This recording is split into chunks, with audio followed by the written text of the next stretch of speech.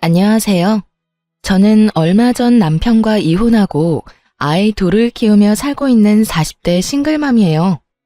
이번에 이런 사연글을 쓰게 된 건 제가 겪은 충격적인 상황을 전하고 세상에 이런 쓰레기들도 있다는 걸 여러분들께 알려주기 위해서예요. 제가 이혼한 이유 한번 들어보시겠어요? 저는 결혼 당시에는 사회복지사였어요.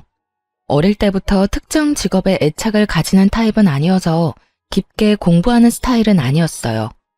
사회복지사도 초고령 시대에 진입하면 노인 돌보는 사업은 망하지 않겠다는 생각으로 가볍게 택한 직업이었죠.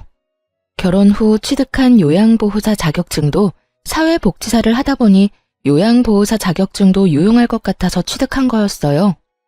그렇듯 저는 직업에 관해서는 특별히 집착하는 건 없었어요. 그리고 나이 30에 때가 됐다는 생각에 평범한 회사원이었던 남편과 결혼하고 바로 첫째 아이를 가졌었죠. 결혼할 때도 시댁에는 아무 문제도 없었어요. 시모는 자기 이름을 걸고 가게를 운영하는 멋진 중년을 보내는 분이셨고, 시부는 쾌활하고 언변이 좋은 성격 좋아 보이는 분이셨거든요. 남편도 그런 시부를 닮아 말도 잘하고 사람을 재미있게 해주는 사람이었어요. 그래서 결혼을 선택한 것도 있었죠. 그런데 그런 시부와 남편 사이가 처음에는 많이 나빴어요. 너 그 회사 때려치우고 그냥 엄마 밑에서 가게나 하라니까. 꼴랑 그만큼 벌어서 저 자식 밥은 어떻게 먹여 살릴래? 요즘 세상에 남자 혼자 벌어서 살 수 있을 리가 없잖아요. 와이프도 같이 돈 버는데 아버지가 왜 난리예요? 그리고 불확실하고 불안정한 수입보다는 적어도 확실한 수입이 낫죠. 볼 때마다 남편 직장 때문에 엄청 싸우곤 했거든요. 그런데 그게 점차 달라지게 됐어요. 결혼하고 한 6, 7년쯤 한창 싸우고 지지고 볶던 시부의 남편이 둘도 없는 친한 친구처럼 죽이 아주 척척 잘 맞더군요.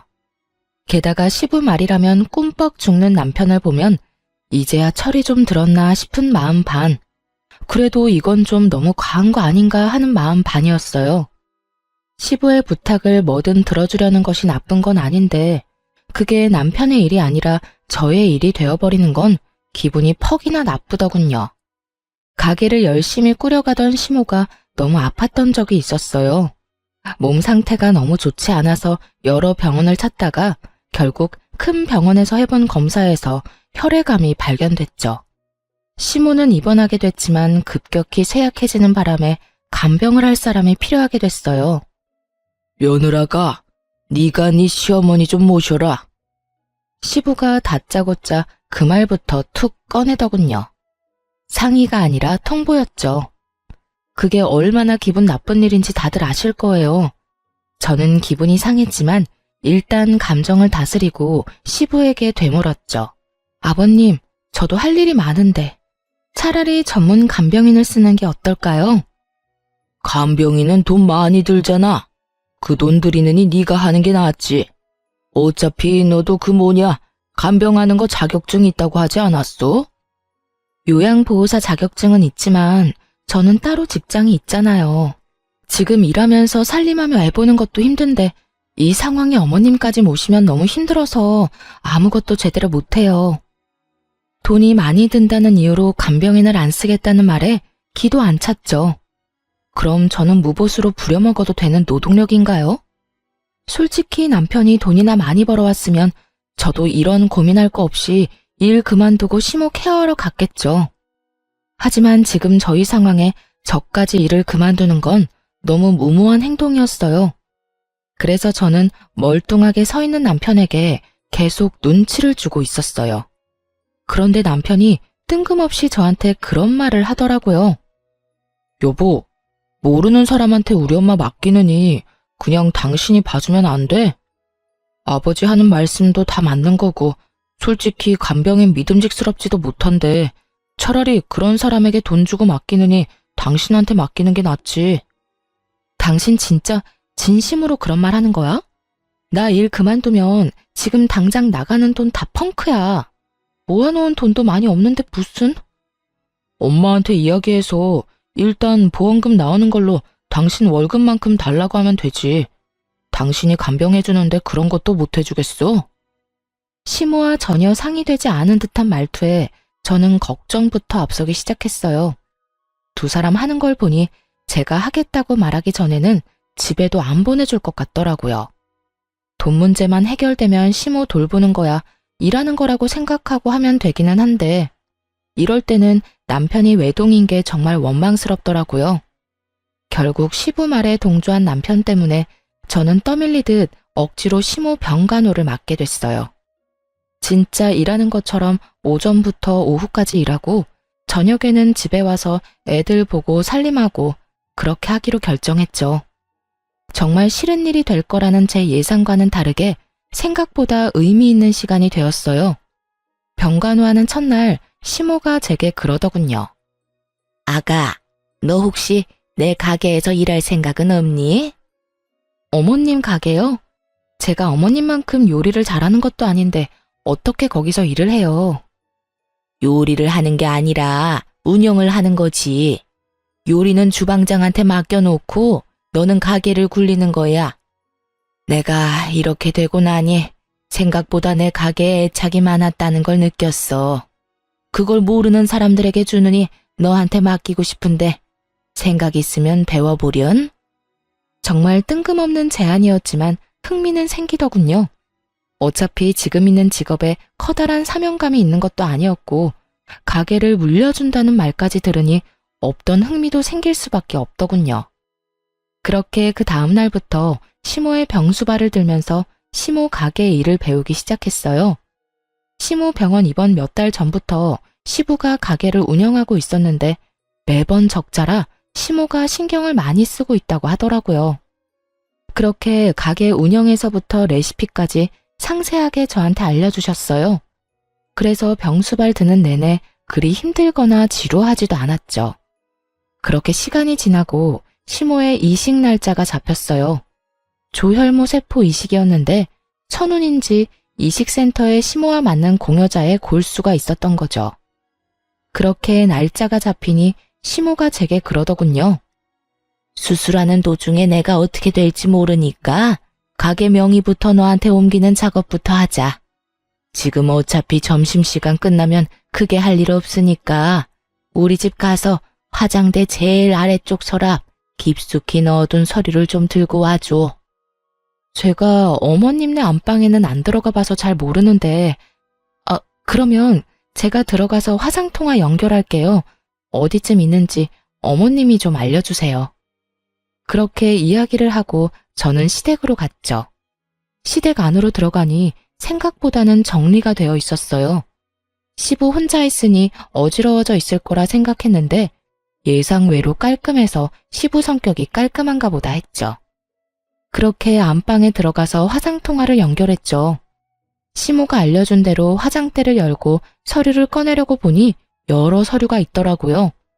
영상통화로는 질이 좋지 않아 제대로 찍히지 않아서 제가 전화를 끊고 서류를 전부 화장대에 올려놓은 채 하나씩 찍어 시모에게 보냈어요. 그런데 시모가 다시 전화가 왔더라고요. 예, 잠깐만 그 화장대 위에 있는 화장품 사진 좀 찍어서 보내줄래? 네, 잠시만요. 저는 화장대에 있는 색조 화장품과 기초 화장품을 모두 찍어 시모에게 전송했어요. 시모가 그걸 본 것인지 저한테 그러더군요. 그거 내가 쓰는 립스틱이 아닌데 혹시 네 거니? 순간 가슴이 철렁 내려앉았어요. 시모가 모르는 립스틱이 화장대에 있다는 사실이 무엇을 말하는 건지 바로 감이 왔거든요. 제 거 아니에요. 어머님 거 정말 아니에요? 물어보기도 죄송스러웠어요. 아픈 와중에 시부의 외도와 관련된 물건을 목격하게 될 줄은 꿈에도 상상 못하셨을 테니까요. 시모가 잠시 아무 말 없더니 저한테 한 가지 부탁을 하더군요. 얘야, 내가 이런 부탁까지 해서 정말 미안하구나. 혹시 너희 시아버지 외도 증거 좀 가져올 수 있겠어? 립스틱이라도 가져오면. 어머님, 외도 증거가 필요하시면 제가 안방에 녹음기 설치할게요. 어떤 쥐새끼 같은 여자가 여기 왔다 갔다 하는 모양이니 몰래 숨겨놓고 나중에 찾으러 오면 둘이서 무슨 이야기 했는지 알 수 있겠죠. 제 말에 시모가 그렇게 해달라고 말하고는 전화를 끊었어요. 저는 그 길로 소형 녹음기를 샀어요. 연필형으로 된 걸로 용량도 짱짱하고 오랫동안 녹음이 가능한 걸로 가져와 시부가 일하러 간 틈에 안방 침대 머리 쪽 살짝 아래에 절대 보이지 않도록 조심히 붙여놨어요. 그리고 녹음을 눌러놓고 병원으로 돌아왔죠. 병원으로 오니 시모 표정이 좋지 않았어요. 화가 안 나면 이상한 거죠. 그렇게 하루가 지나고 나서 드디어 그들이 대화를 나눈 것이 녹음이 됐어요. 그 녹음 내용을 듣고 저는 차마 시모에게 들려주기가 너무 힘들었어요. 두 사람의 대화 내용은 정말 충격적이었거든요. 자기, 오늘 병원 안 가봐도 돼? 와이프 수술 날짜 잡혔다며. 근데 안 가봐도 돼. 수술 날짜 전날 가면 되지. 내가 가게 일 때문에 바쁘다고 하면 지가 뭐라고 할 거야? 그리고 그것 때문에 며느리 거기다 붙여놨잖아.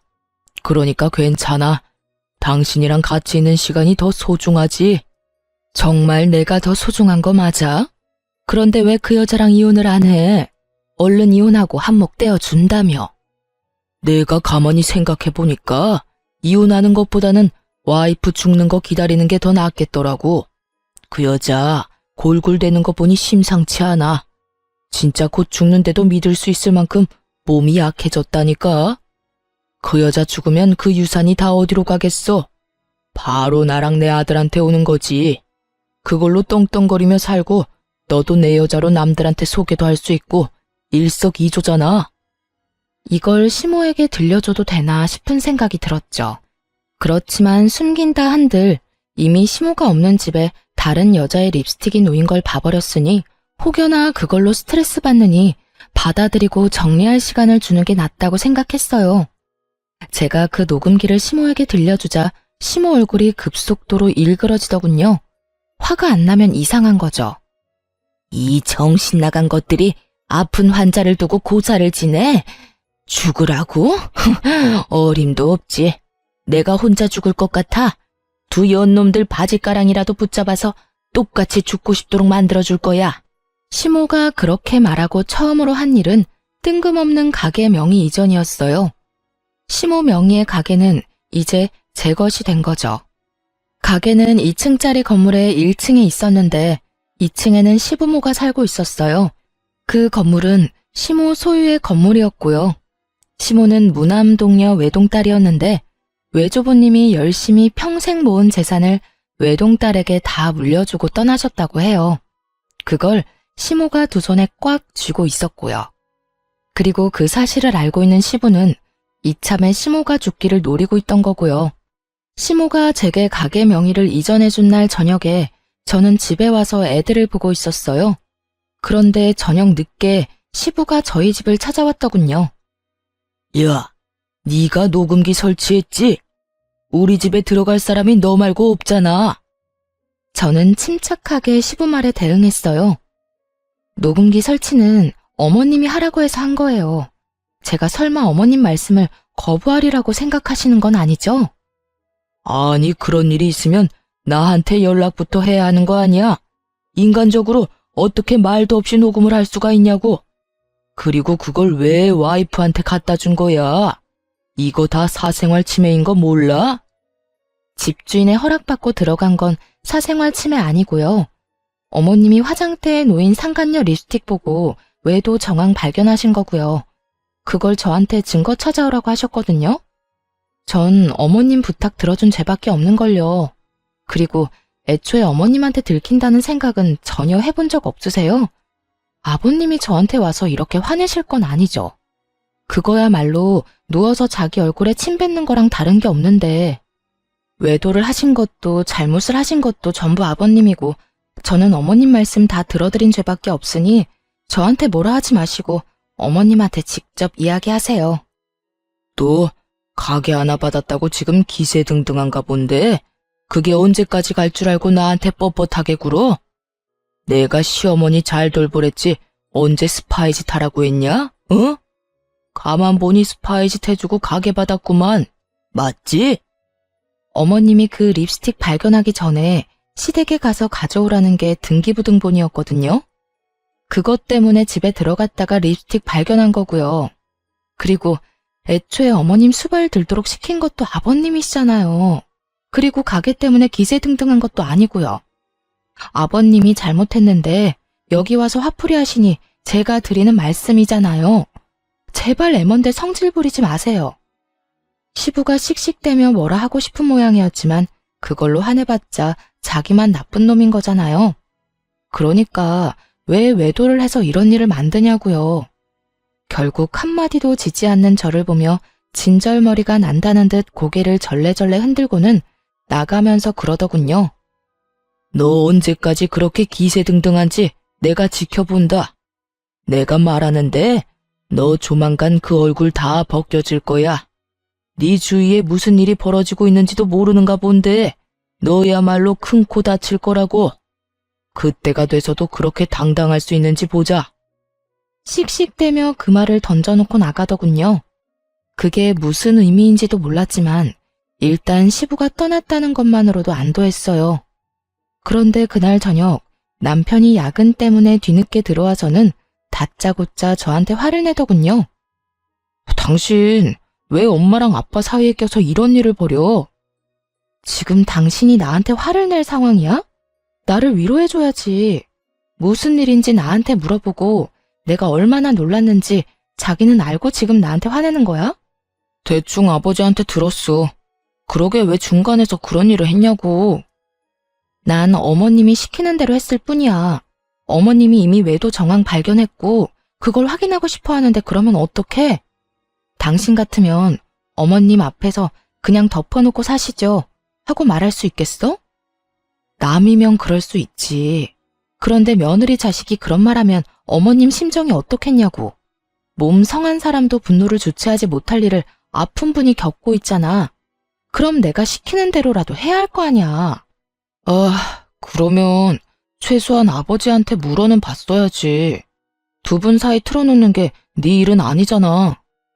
관계는 이미 아버님이 바람 피울 때부터 틀어진 거 아니야? 당신 근데 묘하게 아버님 편만 드네? 아무리 아버님이랑 친해도 이건 좀 아닌 거 아니야? 당신 어머님이야. 내 어머니가 아닌데도 나는 이렇게 화가 나는데 어떻게 당신은 그렇게 냉정해? 그럼 그 상황에서 내가 어머님을 속였어야 했어? 진짜 그게 맞는 일이냐고. 아니, 내 말은 그냥 끼어들지 말았어야 했다는 거지.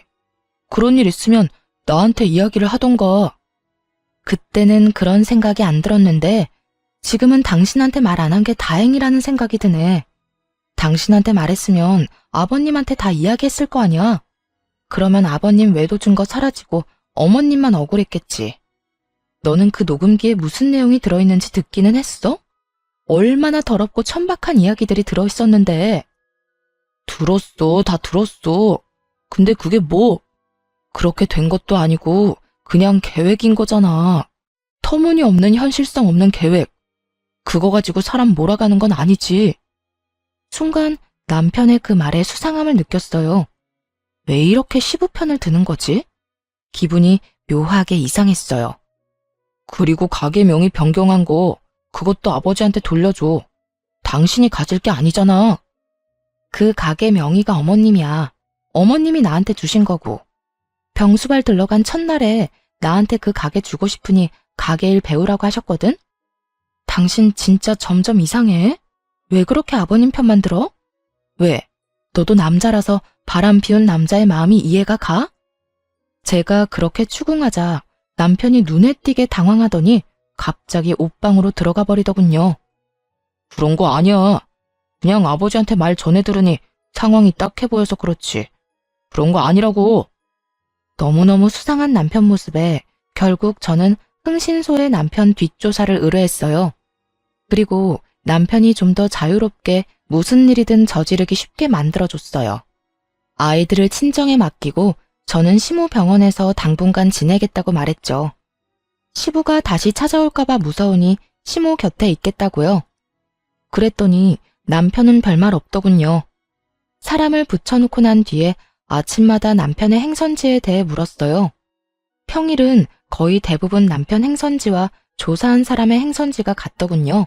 다른 사람을 만나는 것 같지도 않고요. 그런데 주말에 시부와 낚시를 가겠다고 하더군요. 그래서 시부에게도 전화해서 물어봤어요. 이번 주 주말에 병원 오실 거냐고요. 둘이 싸운 게 있어서 상냥한 말투는 아니었지만 시부가 이번 주에는 남편과 낚시를 갈 거라고 하더라고요. 평소에도 둘이 이렇게 자주 낚시를 하러 갔기 때문에 처음에는 별 생각 없었어요. 하지만 그 다음날 조사 직원이 보내온 내용은 그들의 말과는 정반대였어요. 남편이 낚시를 간 것이 아니라 여자와 여행을 갔더라고요. 제가 없는 틈을 타 멀리 물 좋고 바람 좋은 곳으로 내연녀와 여행을 떠났더군요. 마누라는 자기 어머니 병수발 들도록 만들어두고 말이죠. 둘이서 팔짱 끼고 뺨에 뽀뽀하는 사진이 수십 장이나 찍혀 있는 걸 보고 제 속도 부글부글 끓었어요. 알고 보니 시부도 그날 상간녀를 만난 모양이더라고요. 서로가 서로의 외도를 숨겨주고 있었던 거죠. 그렇게 서로의 마누라를 속이고 부자가 똑같이 상간녀와 놀아났다고 생각하니 머리 끝까지 화가 났어요. 저는 참지 못하고 시모에게 달려가 울었어요. 왜 그러니? 왜 이렇게 울어? 무슨 일이 있었어? 시모의 목소리를 들으니 눈물이 왈칵 더 나오더군요. 한참 흐느끼던 저를 토닥이던 시모에게 제가 하소연하듯 말했죠. 어머님, 어쩜 좋아요?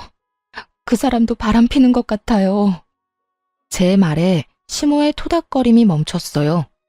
제가 고개를 들어 시모를 보니 시모 표정이 울상이 되어 있더군요. 이게 대체 다 무슨 일이니? 넌 그걸 어떻게 알았어? 얼마 전에 아버님이 오셔서 저한테 화내신 적이 있거든요. 그런데 남편이 아버님한테 무슨 이야기를 들었는지 아버님 편들면서 저한테 화를 내더라고요. 제가 거기에 끼이면 안 됐었다면서 저를 탓하더라고요. 그러면서 가게 명의도 아버님한테 돌려주라고. 주말에 아버님이랑 낚시를 간다고 했어요. 아버님도 남편이랑 낚시 간다고 했고요. 그런데 알고 보니까 두 사람이 만나지도 않았고 서로 각자 내연녀를 만나고 있더라고요. 두 사람이 어머님이랑 저를 둘 다 속이고 있었어요. 어머님한테는 죄송한 말이지만 정말로 이혼하고 싶어요. 그 사람이랑 같이 살맛대고 살고 싶지가 않아요. 시모가 다 이해한다는 듯 제 어깨를 두드려 주더군요. 나와 너를 여기에 처박아 두고 자기들끼리 아주 신이 났구나. 부전자전이라더니. 그런 못된 것만 배워 처먹어서 마누라 힘들게 하는 자식놈이나 자식놈한테 가르쳐줄 게 계집질밖에 없던 멍청한 남편놈이나 내 인생의 실패작이나 다름없어. 어머님은 어떡하실 거예요? 나도 그놈과 이혼할 거야. 감히 내 재산을 두고 상간녀랑 그런 대화를 한 놈을 내가 용서할 리가 없잖니. 다만 지금이 아닌 거지. 그렇게 시모와 이야기를 나누고 병원에서 나오는데 병원 입구 쪽에서 시부가 기다리고 있더군요. 이야기 좀 하자. 저는 드릴 말씀이 없는데요. 내가 할 말이 있어. 너, 네 남편 바람 피는 건 알고 있어? 그거 알고도 지금 이렇게 유유자적한 거야? 우리 아들, 너 안중에도 없어. 그 여자랑 벌써 몇 년째 만나고 있는 것도 내가 잘 알지. 그걸 알고 있으면서 숨겨줬다는 건가요? 저도 이미 다 아는 사실이에요. 아버님이 말 안 해줘도 제가 다 조사했거든요. 서로 주고받은 게 많던데요. 그래, 나도 너 싫어. 그러니까 이혼이나 할 준비해. 그리고 네가 가져간 가게는 우리가 다시 가져올 거야. 알아들어? 우리가 누군지는 모르겠지만 전 주인은 어머님이시고요. 유책 배우자이자 내연녀가 있는 남편에게는 아주 불리한 싸움이 될 거예요. 제가 원하던 거였는데 남편도 원한다니 다행이네요. 말 한마디 안 지지? 너 앞으로도 그럴 수 있나 두고 보자. 그리고 앞으로 여기 오지 마. 네가 와이프한테 쓸데없는 바람 불어넣는 거 안다. 그 사람 성격에 나랑 이혼하는 거 죽어도 못해. 근데 네가 옆에서 살랑살랑 꼬드기면 그 여자 마음이 약해서 넘어갈 수도 있지 않겠어? 그러니까 앞으로 여기 얼씬도 하지 마. 마음대로 생각하시고 마음대로 행동하세요. 저도 마음대로 할 거니까요. 아버님은 보호자이기도 한데 방관자이기도 했잖아요. 그리고 아직까지 저는 이혼을 안 했으니 가족은 맞고요. 어머님이 원하시면 계속 올 수밖에 없어요. 넌 뭐가 그렇게 떳떳해? 너 지금 가게 하나 가졌다고 지금 이렇게 나오는 거야? 나 이래봬도 아직은 네 시아버지야. 그러니까 저도 존중해드리려고 존댓말 쓰고 있잖아요. 왜요? 이제 와서 제가 어머님한테 가게 하나 받으니까 다른 재산도 뺏길까봐 걱정되세요? 그러면 애초에 바람을 피우지를 말았어야죠. 도대체 잘못한 사람이 누군데 왜 저한테 성질인데요? 저도 피해자거든요? 지나가는 사람 붙잡고 물어봐요. 누가 과연 떳떳해야 하는 건지. 제가 떳떳한 이유는 제게 잘못이 없기 때문이고, 아버님이 저를 보며 못마땅한 이유는 제가 바른 말만 하기 때문이겠죠. 그렇게 시부에게 일침을 놓고 돌아섰어요.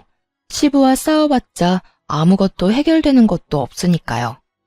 그런데 돌아오는 길에 너무 화가 나는 거예요. 제가 왜 이런 취급을 받고 있나 싶고, 왜 저딴 인간이 나한테 그런 소리 하는 거 참아야 하나 싶고. 그래서 남편을 불러냈어요. 아무것도 모르는지 남편 놈은 태연스레 제가 말한 곳으로 오더군요. 갑자기 왜 밖으로 불러내? 집에서 이야기하면 되잖아. 귀찮다는 듯 말하는 남편 놈을 보며 저는 남편을 째려보며 말했죠. 집에 도착할 때까지 참을 수 없었거든. 내가 방금 아버님한테 들었는데 당신 바람 핀다며? 여자 있다던데? 그래서였어? 그래서 당신 아버지 편들면서 나한테 화냈냐? 갑작스런 제 말에 남편 놈이 당황했는지 얼굴이 하얗게 질리더라고요. 그게 무슨 소리야? 아버지가 그랬다고? 당신이 뭐 잘못 들었겠지. 잘못 듣기는 뭘 잘못 들어? 당신 아버지가 나한테 직접 이야기한 건데 나더러 빨리 이혼하라더라. 그것도 네 생각이야? 잠깐만 기다려봐. 남편은 급하게 전화를 걸더라고요. 시부에게 전화를 하는 거였어요. 아버지, 저 지금 와이프한테 이야기 들었는데 그 이야기 뭐예요? 왜 그런 이야기를 와이프한테 하셨어요? 내가 못할 말했어? 어차피 이혼할 거잖아. 너 그 여자 좋다며. 그럼 깨끗하게 이혼하면 되지. 지금 그 말이 아니잖아요. 그거 말 안 하기로 해서 저도 아버지 변호해드린 건데 이렇게 제 뒤통수를 치는 거예요? 뒤통수? 네 마누라가 내 뒤통수 친 건 생각 안 해? 근데 어떡하냐? 내가 말하기도 전에 미리 알았다는데. 그럼 내 탓은 아니지. 네가 치밀하지 못했던 거지. 시부 말에 남편이 화나서 쏘아붙이는데 저는 그런 남편 전화를 뺏어서 끊어버렸어요. 이게 무슨 짓이야? 당신 왜 엄한 데다 전화해서 화내고 있어? 지금 당신은 당신 아버지한테 화낼 게 아니라 나한테 변명이라도 해야지. 나 다 아는 거 맞아. 너랑 너희 아버지 그렇게 친한 척 들러붙은 거 일부러 나랑 어머님한테 알리바이 만들려고 그런 거잖아. 내 연녀 편하게 만나려고. 제 말에 남편 얼굴이 새파랗게 질려서 제게 변명을 하더군요. 여보, 이거 다 아버지 때문이야. 아버지가 엄마 재산 자기한테 안 올 것 같으니까 나까지 끌고 가려는 거라고. 나 진짜 그 여자 몇 번 안 만났어. 거짓말하네. 내가 모를 줄 알아? 어머님 돌아가시고 그 재산 당신이랑 당신 아버지가 다 가지려고 했다며. 둘이서 그렇게 가지고 나면 나하고 이혼 먼저 하지 않았겠어? 내 연녀가 있는데. 귀찮게 돌봐야 할 시모도 없으니 시모 돌봐줄 여자도 필요 없을 거고. 안 그래? 그런 거 아니야. 당신이 오해하는 거야. 오해 같은 소리하고 자빠졌네. 바람은 네가 폈는데 왜 당신 아버지를 걸고 넘어지냐고. 넌 네가 바람 핀 거에 대해서는 할 말 없어? 그래, 바람을 그냥 폈을 리가 없지. 이혼 생각하고서 피는 게 바람이겠지. 좋아, 당신 원하는 대로 이혼하자. 나도 더 이상 더러워서 못 해먹겠어. 정말 말 그대로 네가 더러우니까. 야, 무슨 말을 그렇게 해? 그리고 난 너랑 이혼할 생각 없어. 우리가 왜 헤어져? 당신이 우리 엄마 가게 가져갔잖아. 엄마 재산 받아놓고 지금 먹튀하려는 거야? 그거 알아? 네가 조강지쳐 두고 바람피운 천하의 나쁜 놈이라는 걸 당신 어머니도 아셔. 내가 다 말했거든. 어머님이 바로 얼마 전에 나랑 비슷한 일을 당해서 그런지 모르겠지만 내가 하려는 일 다 이해해 주신다네? 그러면 내가 꺼리낄 게 뭐가 있어. 그리고 어머님이랑 나 가족관계 종료하고 고용관계 하기로 했어. 어머님이 고용하는 요양보호사로. 어머님이 월급 줄 테니 이혼하면 해달라고 하시더라. 그게 무슨 소리야? 나랑 이혼하면 너는 우리 집 일에 끼면 안 되지. 그럼 네가 어머님 설득해봐. 근데 어쩌냐? 어머님 화 많이 나셨던데. 부전자전이라는 말 쓰시면서 화가 나서 악에 받쳐서 이야기하시던데 너 그거 감당은 할 수 있겠어? 그제서야 남편 얼굴에 당황한 표정이 떠올랐어요. 생각보다 저와 시모 관계가 견고해서 놀란 것 같더라고요. 그렇지만 그게 다 자기가 뿌린 씨앗인 걸 왜 모르는 걸까요? 내가 아들인데, 내가 아들이니까 내 말을 더 들어주시겠지. 마음대로 생각해. 근데 난 말이야. 내가 그렇게 죽을 병 걸려서 아픈데 병원에 한 번 찾아와 보지도 않고 며느리만 덜렁 보내놓고 지는 다른 여자 만나느라 바빴다면, 그것도 나를 배신한 남편과 한통속이었다면 그것만으로 용서 못할 것 같은데? 아무리 자식이라도 말이야. 이건 거의 엄마 등에 칼 꽂는 수준 아니야? 아버지 불륜 말려도 모자랄 시간에 그런 아버지랑 똑같이 불륜 저지른 자식이 곱게 보일 리가 있겠나 모르겠네. 그제야 자기 처지를 생각해낸 남편놈 눈알이 불안하게 떨리더군요. 그리고 그 다음 날부터 웃기지도 않는 연극 한 편이 시모의 병실에서 펼쳐졌죠. 남편이 시모를 찾아와 용서를 구하며 병간호를 하며 착한 아들 노릇을 하더군요. 근데 그거 아시나요? 간병도 해본 사람이 잘해요. 모르면 매번 환자에게 물어봐야 하고 의료진에게 계속 물어봐야 하거든요. 그런데 아무것도 모르는 놈이 간병하겠다고 설치니 환자인 시모가 더 속 시끄러울 수밖에 없었죠. 게다가 아들을 향한 그 냉정한 표정은 저도 상상 못할 만큼 차가웠거든요. 여태 안 찾아오다가 무슨 바람이 불어서 여기까지 와서 안 하던 짓을 해? 난 너한테 간병받기 싫다. 어머니, 지금까지 찾아와 보지 못해 죄송해요. 그래도 제가 안 오고 싶어서 안 온 게 아니라 일이 좀 바빴거든요. 그래서 계속 못 온 거예요. 그래? 난 또 네가 네 아버지랑 쌍으로 바람이 나서 상간녀들 만나느라 안 오는 줄 알았지. 시모 말 한마디 한마디에 비수가 섞여 있으니 남편 놈도 말을 조심스럽게 하더라고요. 어머니, 그런 거 아니에요. 그 여자는 진짜 별거 아닌 사이고 진짜 잠깐의 일탈이었어요. 아버지랑 저는 달라요, 어머니. 다르기는 뭐가 달라? 네가 네 아버지 바람피는 걸 묵인하고 허용한 것도 모자라서 똑같은 짓을 저지르고 있었으면서. 네가 양심이 있으면 여기 와서 그딴 말은 하지 말았어야지. 나보다 네 마누라한테 먼저 용서를 구했어야지. 네가 왜 나한테 잘해줘? 이제 와서 왜? 너도 나한테 바라는 거 있어? 그런 거 없어요. 어머니, 제발 제 진심을 오해하지 마세요. 오해는 무슨 얼어 죽을 오해? 그게 진심이라고? 그딴 게 진심이면 세상의 진심은 다 죽었겠구나. 내가 네 아버지 때문에 얼마나 힘든지 알면서도 끝까지 나한테 먼저 이야기 안 했어. 그게 괘씸한 거야, 이 망할 놈아. 결국은 시모가 화를 내며 남편 놈을 쫓아내버렸어요. 그러자 그 뒤로 시부와 남편 놈이 번갈아 가며 시모 병실을 찾아와 시모에게 용서를 빌었어요. 여보, 미안해. 내가 진짜 그때는 귀신에 씌였나 봐. 제정신이 아니었다고. 그 여자 정리할 테니까 그러니까 이혼만은 제발, 응? 그리고 이 나이에 무슨 이혼이야. 그냥 살아. 내가 평생 당신한테 속죄하면서 살게. 어머니, 저는 진짜 아버지 꿰매 빠진 것 뿐이라고요. 어머니를 괴롭히렸던 것도 아니었고 그냥 그런 상황이 돼서 어쩔 수 없이 그런 건데 아버지만큼 제가 잘못한 건 아니잖아요. 그런 개소리들을 들으며 시모는 눈 하나 깜짝 안 하더군요. 저도 간병하면서 병실 안에 있었으니 다 들렸거든요. 그리고 저는 시모 덕분에 이혼 절차를 밟을 수 있었어요. 저희 신혼집은 시모 명의였고 남편과 제 사이에 모아둔 돈도 많이 없었으니 재산 분할할 것도 그리 많지 않았죠. 하지만 남편 놈은 유책 배우자가 돼서 저에게 엄청난 위자료를 줘야 했어요. 그리고 상간녀 소송도 역시 같이 진행했죠. 바람을 핀 건 두 연놈이니까요. 상대방이 몰랐으면 또 모를까 알면서 사귀고 있는 게 분명했거든요. 그 상간녀가 남편 직장 동료였으니까요.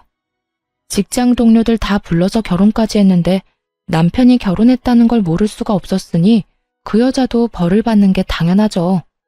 그런데 시모가 조용히 저를 불러서 이야기하더군요.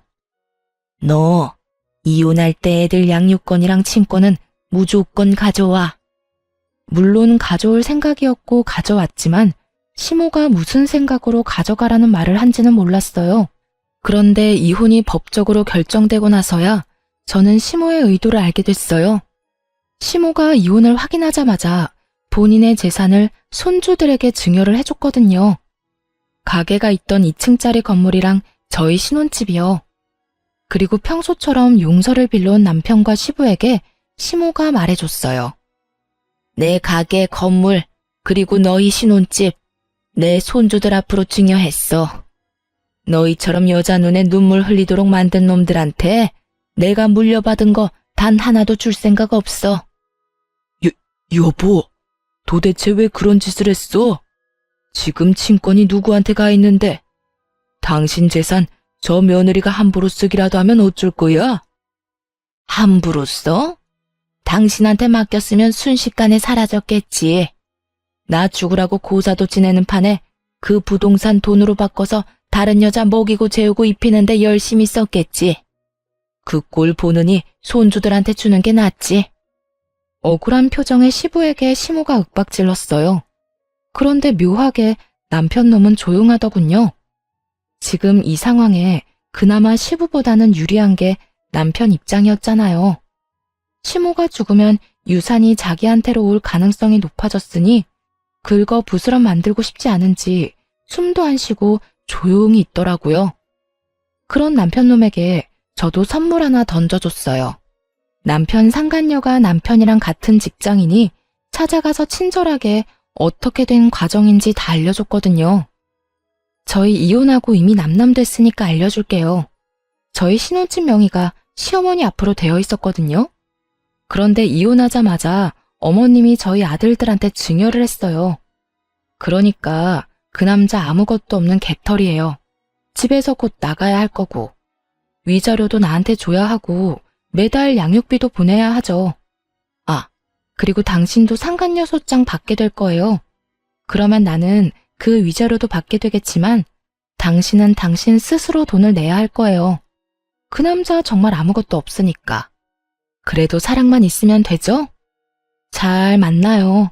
양육비는 꼬박꼬박 보내고요. 열심히 일해서 제 자식 크는데 돈 붙여줘야 하니까 몸 건강하고요. 거짓말이지? 그 사람 진짜 빈털털이라고? 그럼 난 어떡해. 위자료 대신 내준다고 자기만 믿으라더니 나쁜 놈이? 제 말에 한껏 열받았는지 그 길로 씩씩대며 전화를 걸어대더군요. 그런 상간녀를 두고 돌아왔어요. 결국 그 뒤에 들려온 소식은 두 사람의 이별 소식이었죠. 저는 정말 깔끔하게 이혼에 성공했어요. 이제 남은 건 시모였죠. 시모는 제가 이혼하고 손주들에게 부동산을 증여해주면서 모든 재산을 정리해두고 이혼 소송을 진행했어요. 시부가 죽자 살자 매달렸지만 시모가 들은 채도 하지 않았어요. 그 여자와 만난 것이 하루 이틀 일도 아니었고 거의 5년 가까이 만나며 시모를 기만했으니까요. 게다가 아픈 사람을 두고 바람을 피우면서 심지어 재산을 다 가질 거라는 이야기를 했으니 그에 관한 시모의 분노가 얼마나 컸는지는 상상하지 않아도 알만했어요. 결국 두 사람도 이혼을 했지만 역시나 시부가 유책 배우자가 됐고 나눠야 할 재산 분할은 시모의 증여로 인해 할 것도 거의 없었죠. 시모 명의로 된 것은 현금 자산뿐이었는데 그마저도 병원비와 보험금으로 받은 거라서 건드리지도 못하게 됐거든요. 결국 부자가 똑같이 계집질하다가 이혼당하고 빈털터리로 나앉게 생긴 거죠. 게다가 상간녀까지 떠나가니 지푸라기라도 잡는 심정으로 시어머니 병실만 뺀질나게 드나들더라고요. 어머님은 자기가 오래 살지 못할 거라 생각했는지 마음을 단단히 먹고 시부를 빈털터리로 만들었고요. 그런데 정말 웃긴 건 제 전남편 놈이었어요. 그 자식이 시부가 나가 떨어진 걸 보고 시모에게 찾아와 뭐라고 했는 줄 아세요? 어머니, 이제 하나뿐인 자식인 제가 어머니 잘 모실게요. 이러는 거예요. 그러면서 세상 효자인 척 다 하더군요. 시모가 그런 아들 바라보며 물었죠. 아, 그래? 그럼 잘 모셔라. 내가 해달라는 대로 다 하고 그 정도는 할 수 있지? 네, 당연하죠. 어머니, 저만 믿으세요. 그 꿍꿍이 속을 왜 모를까요? 필시 속으로는 시부가 이혼했으니 만약 이 상태로 시모가 죽으면 자기한테 시모 유산이 다 상속될 거라고 정신 나간 상상하고 있었을 거예요. 그렇지만 그 뒤에 들려온 시모 말에 전 남편 표정이 울상이 됐죠. 그래, 그러니까 내가 미리 알려줄게. 나는 내 재산 다 쓰고 갈 거야. 그리고 다 못 쓴 거 있지? 그건 사회에 기증할 거라고 유언장까지 적어놨어. 내 재산에 관심 있는 사람들이 많고 뒤통수까지 쳐가면서 가져가려는 사람들이 있으니 그런 인간들 배불리지 않으려면 내가 다 걷어가는 게 맞지 않겠니? 어머니, 그런 게 어디 있어요. 제가 자식인데 당연히 저한테 물려주셔야죠. 왜 당연히야? 너 내 재산 불리는데 도움 준 적이 있어? 네 아버지랑 마찬가지로 나 뒤통수 치기나 바빴지. 인간아, 좀 착실하게 살지 그랬어. 왜 죽어가는 엄마를 두 번 찔러 왜? 내가 널 용서해서 여기 놔두는 것 같아? 천만에. 네 아버지랑은 다르게 법적으로 헤어질 방법이 없으니 그냥 두는 거다. 엄마 재산으로 한몫 챙길 생각뿐이었던 인간 주제에 여기가 어디라고 기어들어와서 가짜 효자질이야? 네 놈이 네 아버지랑 똑같이 계집질하는 동안 여기 네 전처가 나 다 케어해줬어. 곧 죽을지도 모를 엄마 맡겨놨으면 네가 더 잘했어야 할 거 아니야. 왜? 돈만 많고 쓸모없는 엄마 여기 가둬놓고 마누라까지 같이 처박아 놓으니까 잘 만났어? 그렇게 자유롭게 여자 만나니까 좋았어? 넌 네 와이프한테도 잘못했지만 나한테도 잘못한 거야. 내가 미안해서 며느리 앞에 얼굴을 못 든다고. 결국 시모에게 호통을 듣고 혼이 나가버린 전 남편은 병간호를 마치고 돌아가는 절 붙잡고 감히 애들 이야기를 꺼내더군요. 애들 잠깐 보게 해줘. 잠깐이면 돼. 이제 이혼하면 자주 못 만날 텐데 지금이라도, 어? 애들한테 무슨 헛소리 하려고. 나한테 해. 애들 앞에서 할 말 나한테 못할 게 뭐가 있는데? 그런 거 아니니까 잠시만 보게 해줘. 나도 아빠인데 애들 볼 수 있잖아. 갑자기 애들 보고 싶다고 하는 남편을 보며 뭔가 묘하게 이상한 기분이 들었는데 뭐 어쩔 수 없었죠. 애들 아빠니까요. 그렇게 애들을 만나게 해줬는데 애들이랑 셋이서 이야기를 얼마간 하더니 곧 풀이 죽은 얼굴로 밖으로 나오더군요.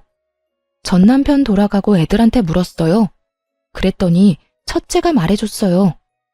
아빠가 우리한테 예전처럼 엄마 아빠 다 같이 살고 싶지 않냐고 묻던데 우리가 엄마한테 말하면 같이 살 수 있다고. 속으로 열불이 났어요. 이게 하다 안 되니 시모에게 재산 증여받은 아들들에게 나를 회유하라고 요구한 거였어요. 하긴 자기 딴에는 답답했겠죠. 이제 곧 신혼집에서도 떠나야 하니까. 전 남편 완전 개털이었거든요. 그래? 그래서 넌 뭐라고 했는데? 아빠는 엄마 안 좋아하는데 어떻게 같이 사냐고 물었어. 그랬더니 아빠가 엄마 좋아한다고 하길래 그러면 왜 엄마 놔두고 다른 아줌마랑 여행 갔냐고 물었지. 아들 이야기 듣는데 가슴이 미어지더라고요. 어른들의 이기심과 부정함을 이렇게 빨리 알게 된 것에 너무 미안한 마음뿐이었어요. 그랬더니 아빠가 다 실수라고 하면서 우리들 사랑한다고 이야기하더라고. 근데 아빠 우리 사랑한 적 없잖아. 같이 놀아준 적도 없고. 그런데 사랑한다는 말을 어떻게 믿냐고. 그건 그냥 그 아줌마한테 하고 싶은 말 아니냐고 했어. 그런데 아빠가 계속 아니라고 하길래 그냥 바람피는 사람 내 아빠 하면 부끄러울 것 같고 싫을 것 같다고 이야기했어. 전 남편 놈이 상처 입은 꼴로 돌아간 이유가 있긴 하더군요. 애가 이렇게까지 말하는데 아이와의 관계를 회복하는 건 어려운 일일 테니까요. 그 이야기 들으니 속이 시원하기도 하면서 한편으로는 애한테 미안한 마음이 들었어요. 그래도 이미 이혼했고 애한테 내가 더 많은 사랑을 주면 된다는 마음으로 여전히 일하며 애들 키우고 있어요. 전 남편은 집이며 재산이며 여자며 다 잃었고 결국에 시모에게까지 버림받아 월세방 살며 겨우겨우 산다고 하더군요. 번 돈으로 상간녀하고 놀러 다니며 펑펑 쓰느라 여태껏 모아놓은 돈도 없었으니 그야말로 자신이 뿌린 대로 거두고 있는 중인 거죠. 시모는 시부와 이혼 소송 중 이식 수술 받고 지금은 고향에 내려가셨어요. 고향에 있으면서 요양하겠다고 하셨죠. 가끔 애들 데리고 찾아뵈는데 갈수록 건강해지시는 거 보니 스트레스 덜 받아 그런 모양인 것 같더라고요. 아픈 부위가 있다고 그걸 참고 살면 언젠가는 온몸에 그 독이 퍼져 고생만 할 뿐이란 걸 이번에 제대로 알게 됐어요. 썩은 곳은 빨리 도려내야 한다는 걸요. 지금 당장 좀 많이 아플지라도 언젠가 그 상처에는 새살이 돋을 거니까요. 쓰다 보니 글이 길어졌네요. 오늘도 모두 즐거운 하루 되시길 바랍니다.